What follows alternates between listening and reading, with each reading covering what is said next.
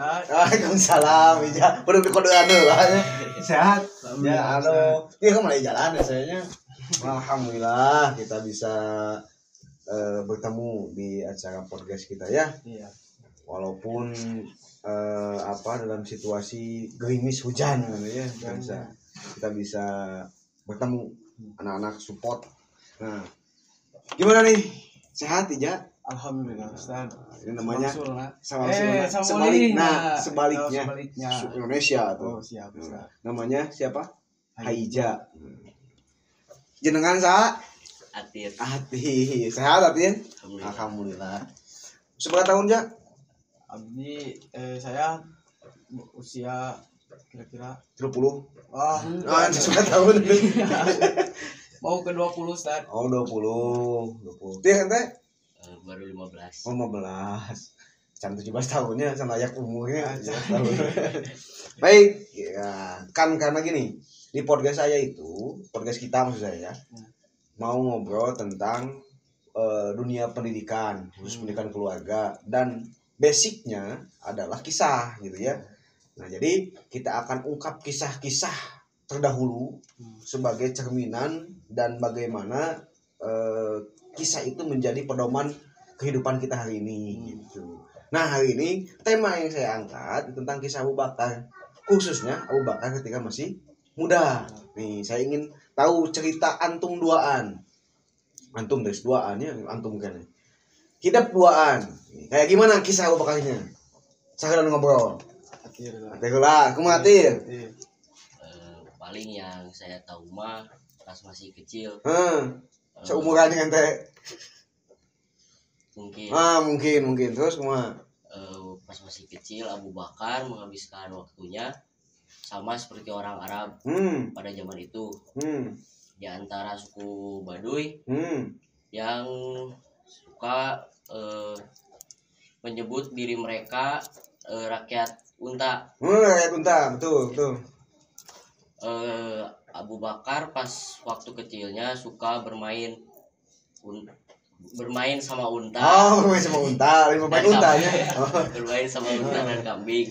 Betul. Nah, kecintaannya Abu Bakar terhadap unta itu yang paling apa? Yang paling utama gitu atau gimana? Yang membuat nama Abu Bakar itu apa? Yang artinya bapaknya unta. Ada sebagian ulama yang mengatakan Abu Bakar itu bapaknya unta gitu. Ya. Jadi gini, tradisi Arab itu salah satu kenapa suku Quraisy disebutkan dalam Al-Qur'an karena ada tradisi pendidikan. Ada tradisi keilmuan tingkat tinggi orang Quraisy itu. Salah satunya bagaimana mendidik seseorang untuk menjadi orang hebat. Di antaranya tradisi Quraisy itu adalah menjadikan anak-anak kecil sampai anak-anak muda itu penggembala. Gitu. Sehingga ente kudu ngukut naon gitu. Tuyul bisa. Mun tinggal menggembala gitu ya. Saya ente menggembala teh naon? Ngukut teh di rumah. Ngukut naon? ayam. Oh, ayam. Ente ngukut naon? Oh, ente kutu. Kutu digembalaan nu kieu.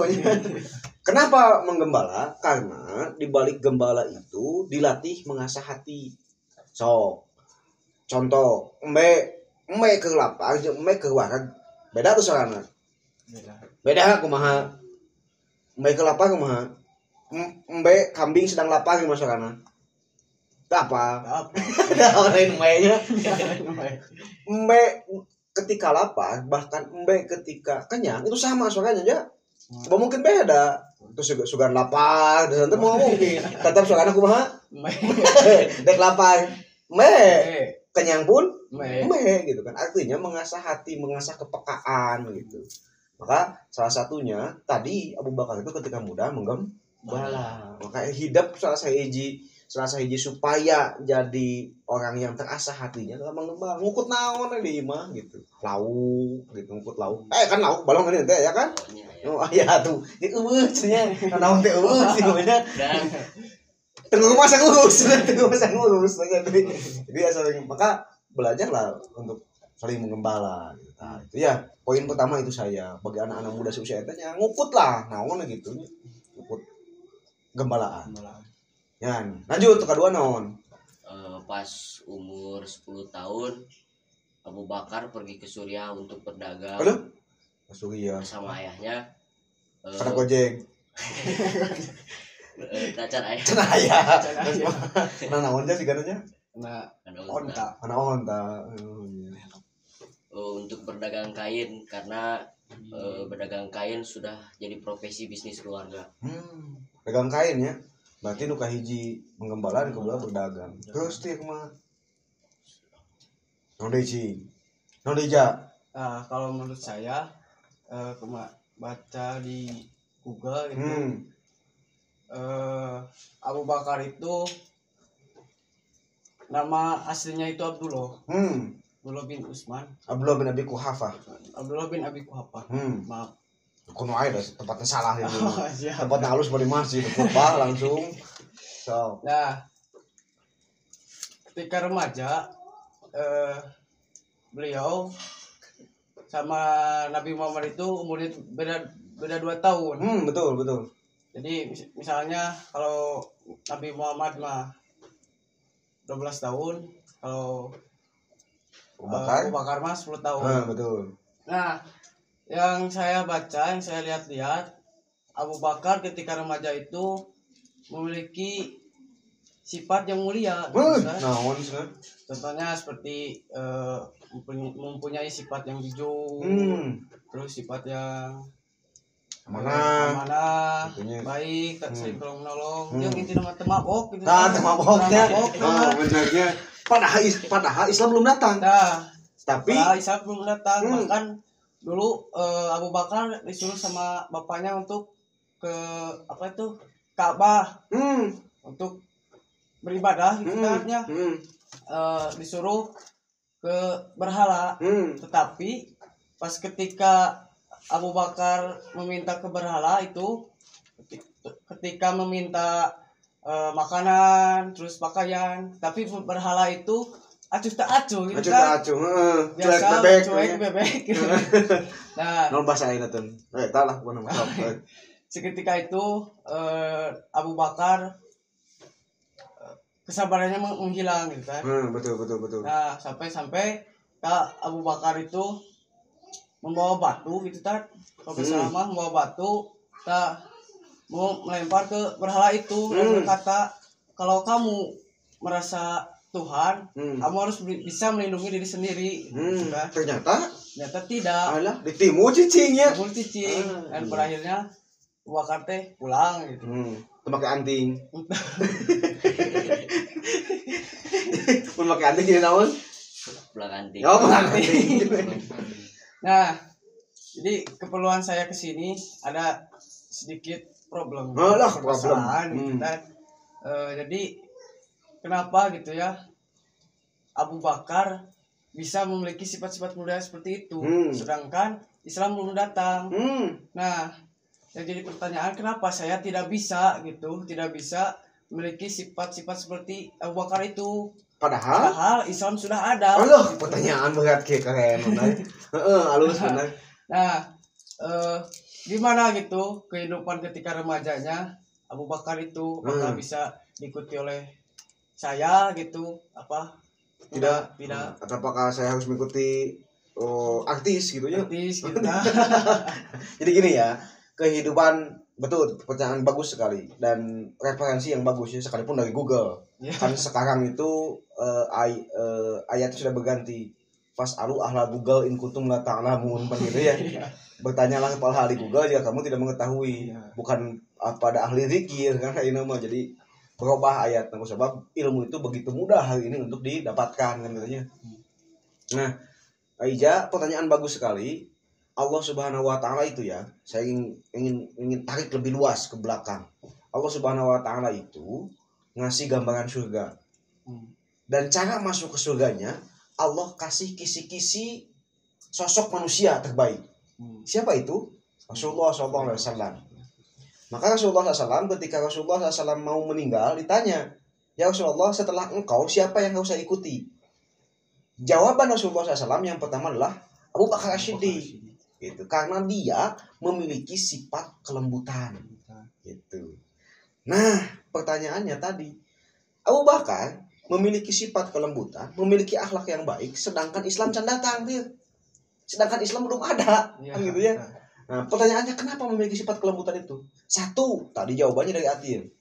Karena dia sejak usia kecil itu menggembala. Mengembala itu melatih sensitivitas hati, melatih kepekaan hati. Maka seusia ente itulah mun teu ngukut hewan, ngukut jelema.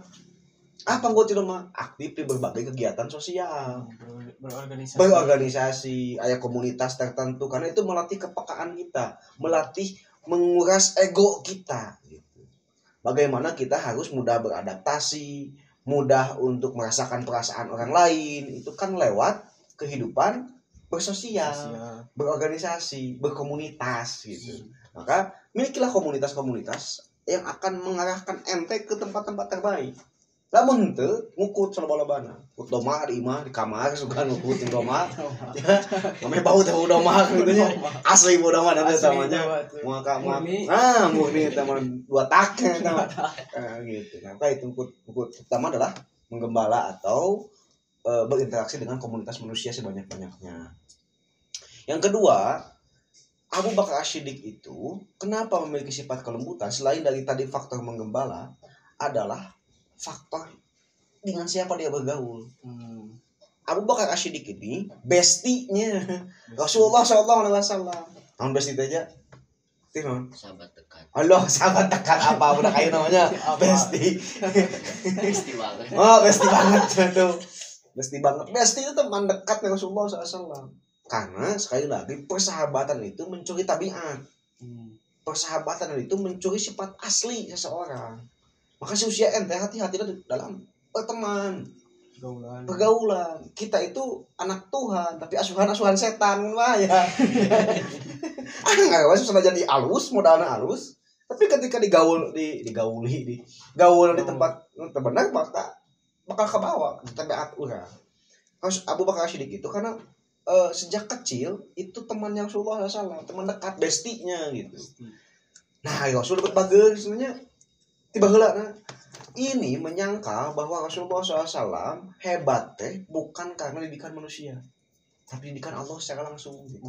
Sejak kecil kene dipelihara dari sejak kecil kene. Dengan apa diantaranya? Dengan satu diyatimkan, diyatim piatu. Itu membantah bahwa Rasulullah SAW hadir di muka bumi hebat karakternya akibat terpakan orang tua. Berarti terpakan ti Allah langsung gitu. Ya, dijaga di baheula kene gitu.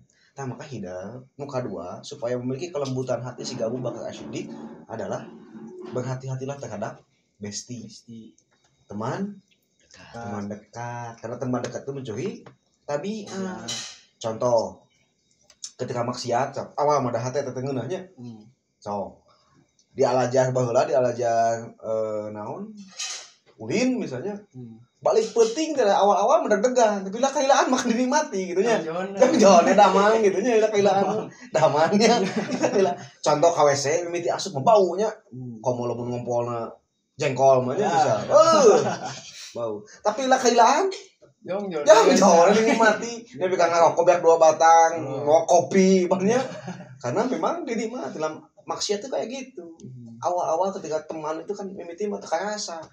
Mimiti mah terasa alah setengah zaman. Tapi laki-laki dinikmati. Begitulah kemaksiatan. Begitulah teman. Hati-hati dalam memilih tempat gaul. Besti terutama.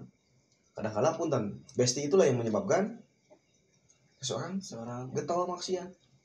Salah satu ciri Allah tenyaah ka kita adalah ketika kita melakukan kemaksiatan tenang. Berarti dicabut ku Allah. Kenikmatan iman dina hati orang semua gitu. Hati kita semua ketika kita sudah merasa nikmat geus urang naon gitu melakukan maksiat. Maka beruntunglah ketika ente bertanya-tanya di dalam hati, ya Allah abi teh kieu seumur gitu, abi teh kieu wae gitu. Maka itu awal mula hidayah asup ke hati ente gitu. Sangat kuat ketika aya pertanyaan di hati, urang teh kieu wae euy, saya selamanya kayak gini dengeunnya Indonesia mah kieu wae gitu. Indonesia siapa yang Indonesia mau begini aja mendengarkan. Kieu wae misal ketika ada itu pertanyaan muncul di hati dan pikiran kita buat sangat bisa jadi itu adalah awal mula hidayah masuk ke hati kita. Tong diantep, meningkatkeun gitu. Gua tangkap itu untuk berubah menjadi lebih baik. Gitu. Beruntung ketika ada pertanyaan itu di hati kita. Ketika belum ada pertanyaan itu kuat manung gitu. Nah, maka tradisi yang ketiga aja, kenapa Abu Bakar memiliki sifat lembut? Karena Abu Bakar As-Siddiq punya tradisi meditasi. Merenung, ngahulang juga gelo teh kade. Desi ati ngahulang kieu. Aing ngahulang Abu Bakar lain gitu. Lain. Ngahulang itu mengukur sejauh mana perjalanan kita, kehidupan kita. Abdi umur 15 tahun. Anda mau tahun enggak? Ente 20 tadi. Saya mau 20 tahun. Bisa naon euy. Udah bisa apa yang saya berikan kepada orang tua saya? Udah apa yang saya berikan kepada Allah Subhanahu wa taala? Udah apa yang saya berikan ke keluarga saya? Apa yang bisa saya berikan kepada masyarakat saya? Itu pertanyaan yang harus dijejalkan ke otak-otak ente, ke hati-hati ente, supaya ente hidup gak monoton gitu ngalir kan ya kama juga kareo hidup kan gitu nyangkat itu ini kayak itu nyangkat gitu. Maka pikiran-pikiran itu yang kemudian memacu ente menjadi lebih baik. Terus tara ngulang sajan tidur tara boleh sak tadi bral udang nyempak adan nyempak keberangan ada di lohor di asa udang teh masuk teh hati masuk milikilah tidur itu minimal aja satu dari naon podoi sok menggembala kedua teh naon tir podoi jaga pergaulan besti milih teman milih teman sejati atau tilu banyak merenung meditasi punten salah satu tradisi orang hebat itu adalah dia yang selalu memikirkan tentang dirinya sendiri. Menang naon Allah tina awak kurang. Allah tidak menuntut ente kudu jadi orang hebat dengan penuh pencapaian, enggak. Tapi milikilah potensi sesuai dengan apa yang Allah anugerahkan ke hati ente. Saya tidak menuntut ente sawa juga ija. Saya tidak menuntut ijazah juga enggak, karena kita itu tercipta limited edition. Karena kita tuh tercipta itu hanya hiji-hijina hati kita gitu. Mau tercipta deui. Nganu jelas Allah ngasih kisi-kisi supaya urang asup ka surga. Allah ngasih 10 jelema anu dijamin lebet kana surga dengan 10 karakter berbeda. Dan manusia akan berputar di 10 karakter itu. Contoh ente punya sifat orang terlembut atau orang tereraan tinggal 10 karakter orang dijamin surga, mana sifat yang mendekati orang dan raih surga dengan 10 orang itu gitu. Ciri itu gitu. Ulama maksakeun eta jika Abu Bakar jika Umar bin Khattab kada bingung atuh ningali peso we sieun kita gelung jihad juga kumaha sok urang teu ningali nu maksiat we sieun aing euy kalah mirig ban kitu nya. Maka tong memaksakan hanya jadi Umar bin Khattab. Carilah peluang surga dengan yang lain dengan 10 itu. Misal tadi dengan jalan Abu Bakar As-Siddiq. Sifat-sifat kelembutan. Tapi lembut anu teu lembek. Dibanyakan di kita lembutna lembek. Lembut lamun teu dicelup ku Islam maka jadi lembek. Contoh, saking ku lembutna hate ningali maksiat cicing gitu. Ningali hate teu ibadah ka Allah cicing karena lembut.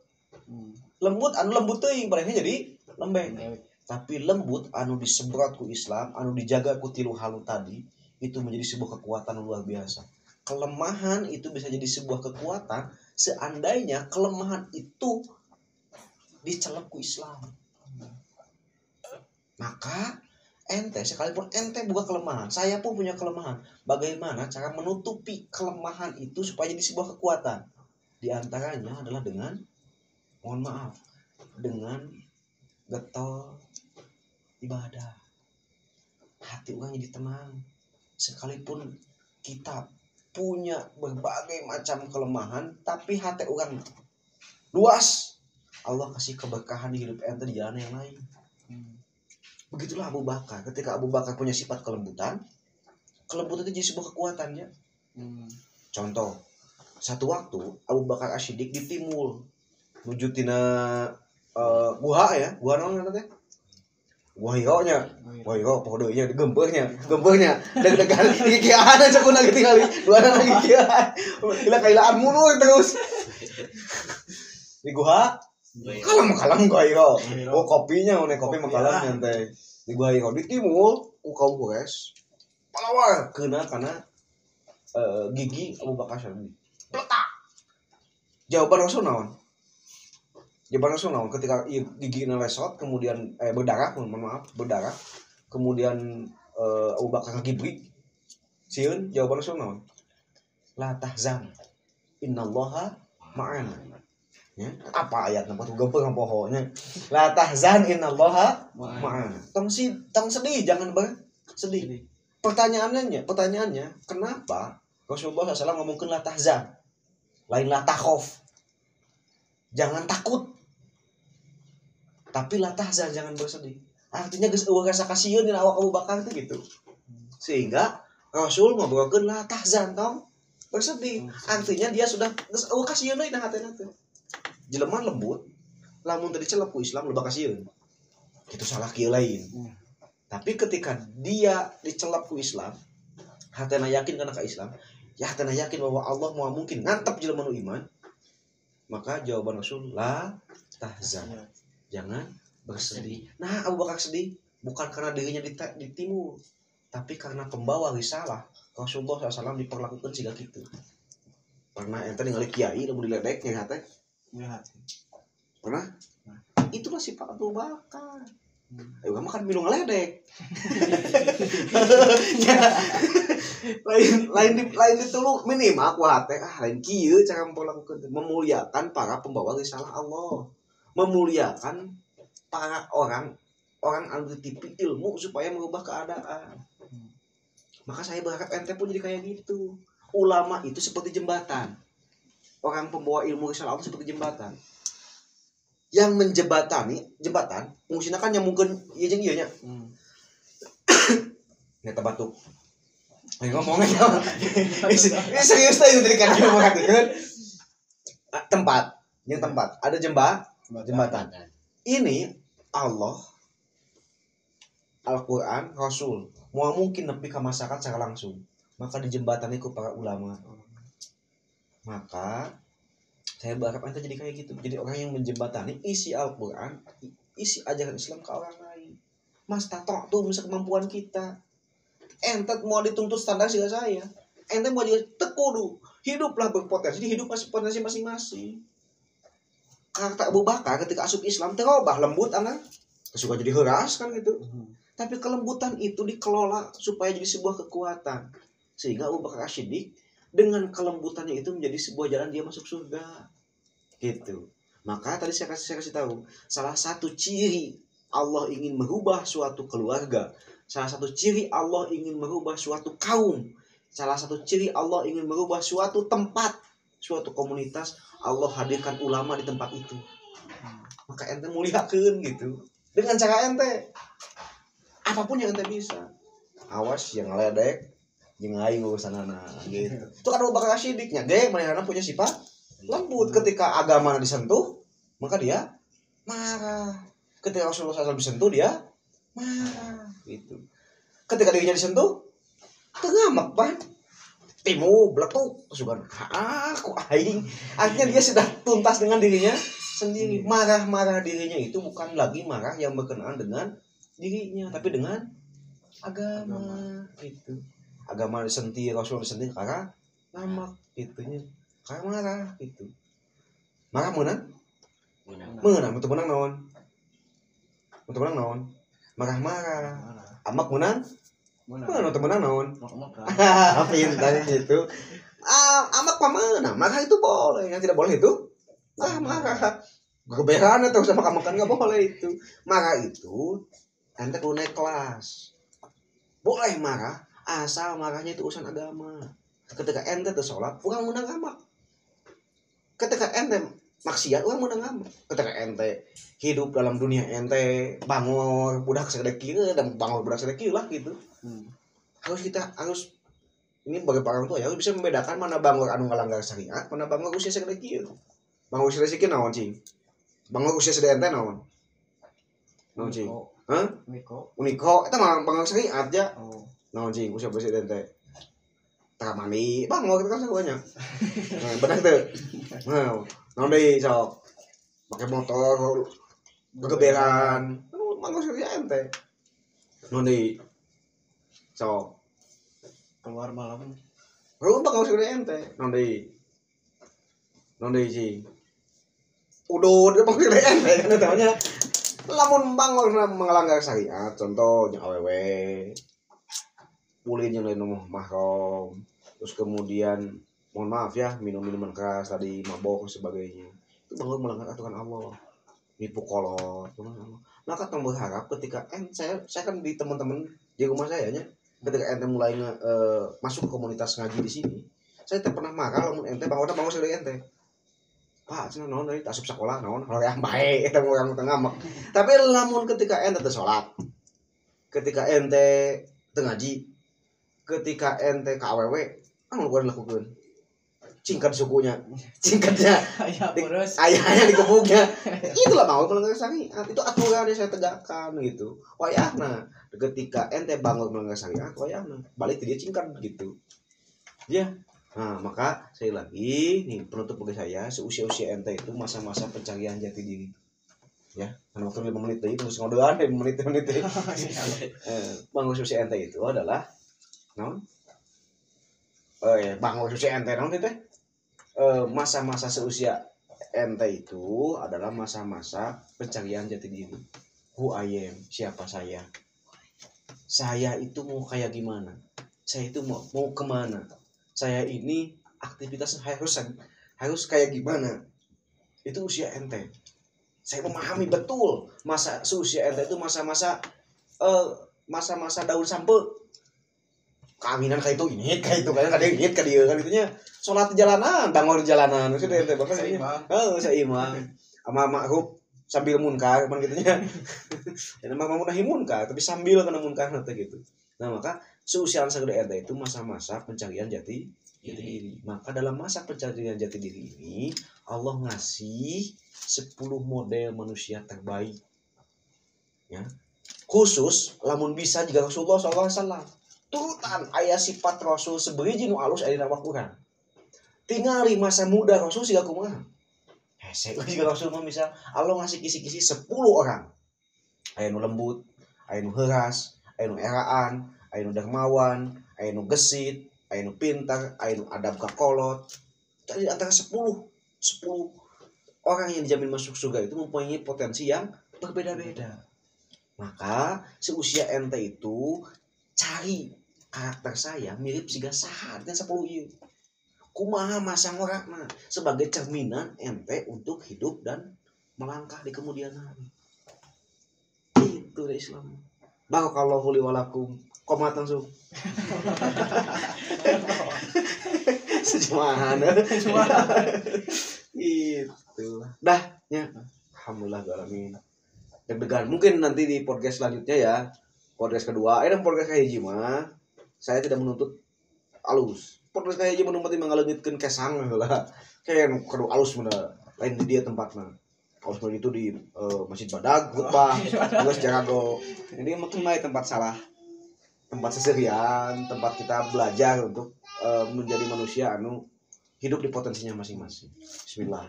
Saya doakan semoga antum berdua menjadi manusia terbaik sesuai dengan anugerah potensi yang Allah titipkan ke hati ente.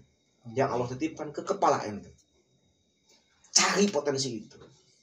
Cari kelebihan saya di mana? Cari titik lemah saya di mana? Cari di antara 10 orang yang jamin masuk surga, saya kayak siapa? Aya anu eraan, aya anu lemah lembut, anu heurang. Ente kayak siapa? Tuturkeun jalanan, eta geus jalan geus diliangan. Maka tuturkeun jalan eta. Itu setidaknya meminimalisir kabingung ente di usia ente. Meminimalisir salah ente dalam hidup. Meminimalisir salah lengkah. Gitu kira-kira. Kita ketemu lagi di podcast selanjutnya ya, karena kita sudah mulai. Ayo ngompol ya. Ayo ngompol. Ija, Atir, terima kasih. Kita ketemu lagi di podcast selanjutnya. Podcast kedua, karena setiap orang dok-dak aja kita tangga ya. Kita ketemu lagi di podcast selanjutnya ya. Nanti saya undang kembali untuk hadir di tempat ini. Terima kasih atas kesediaannya. Kudiuk di dia guys, luar biasa. Diskusi kesang doa ayatnya sudah luar biasa bagi saya. Saya tidak berekspektasi ente kayak yang lain, karena ente punya potensi masing-masing. Milikilah kecemerlangan di potensi. Bismillah. Siap? Siap. Ya, terima kasih. Assalamualaikum warahmatullahi wabarakatuh. Waalaikumsalam. Terima kasih Ustaz. Sami-sami.